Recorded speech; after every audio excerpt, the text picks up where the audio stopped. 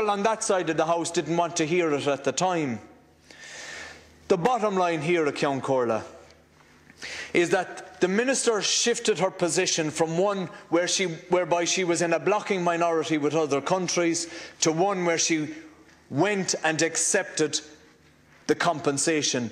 And she owes it, and the government owes it, to the people of North Cork and to anybody who ever grew beet, or anybody who ever did a campaign, or anybody whose families were ever affected. She owes answers to them as to why she shifted her position. That's the least that this House deserves in terms of the history of this story. Let me also say very briefly to conclude, because I realise I'm sharing time with Deputy Wall, that in 2005 I stated that if we were going to move out of sugar and into ethanol, the perfect place to do it was either in Carlow or in Mallow.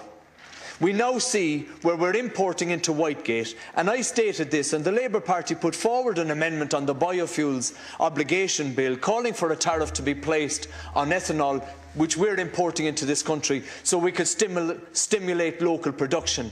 And we haven't done it yet, and the Greens are in government and they haven't done it yet. But what we want is that if we're not going to be producing sugar in this country, that we at least produce a local product, ethanol, so that we can ascribe to those obligations under the biofuels obligation.